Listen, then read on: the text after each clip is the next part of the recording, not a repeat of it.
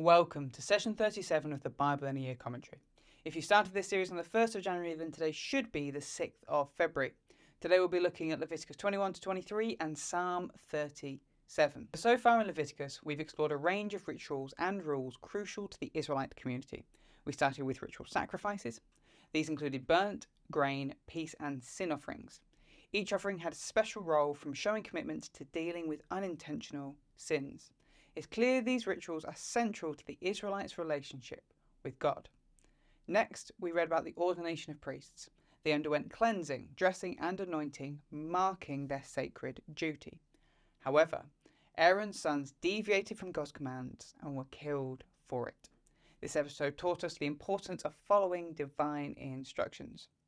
Then we shifted to ritual purity. We learned about dietary rules, practices around childbirth, skin diseases and mold. These laws weren't just about health, they were about staying spiritually and physically clean before God.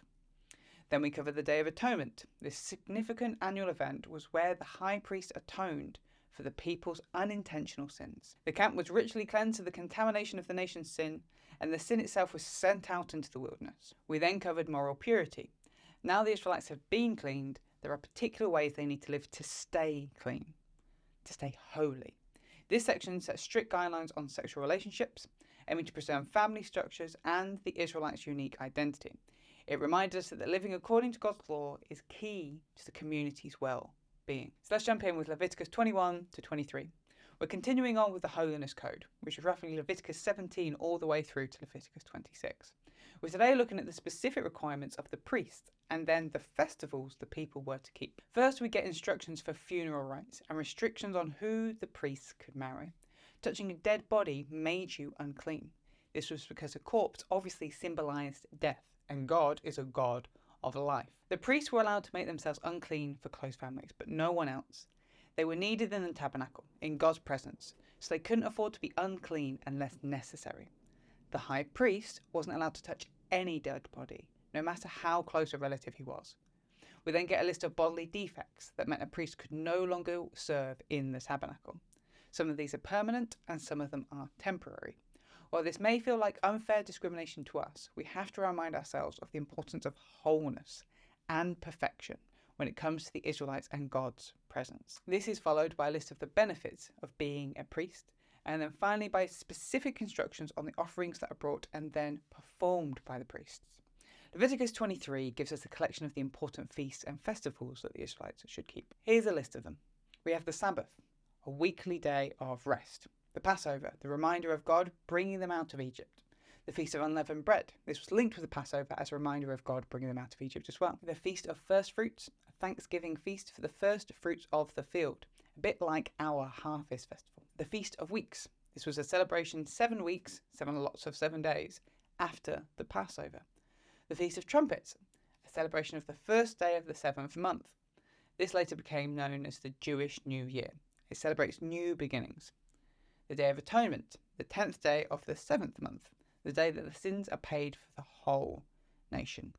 The Feast of Booths, the 15th day of the 7th month, a feast where the people live in tents for 7 days to remind themselves of the time in the wilderness when they finally enter the promised land. Notice that the 7th month, 7 being an important number, has the most feasts.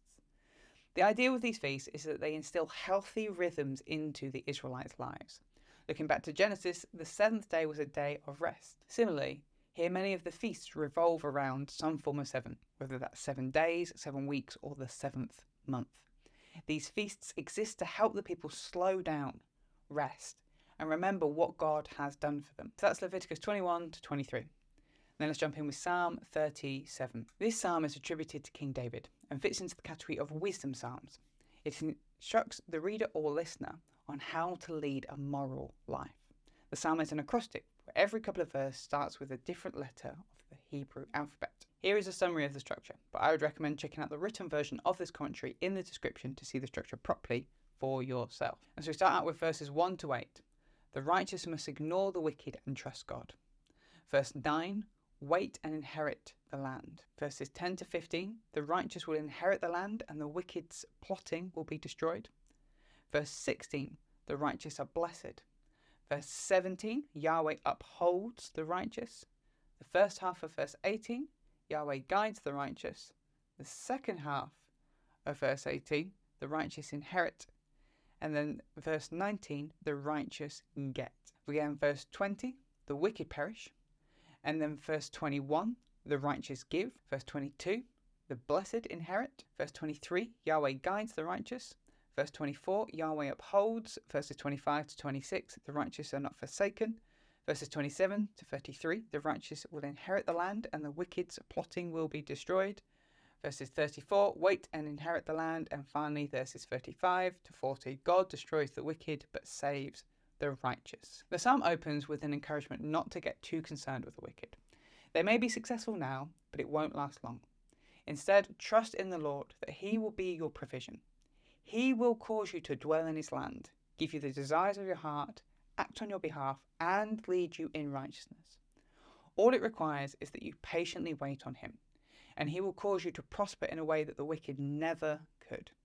So refrain from getting angry, because the wicked will be cut off for their evil.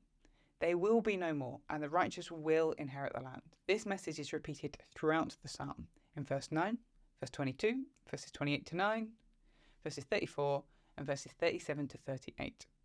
And this can be seen as the main focus of the psalm. Each pairing of verses reinforces the same message. Do not become jealous of the wicked who seem to prosper, because they won't. Ultimately, they will fail and they will fall away.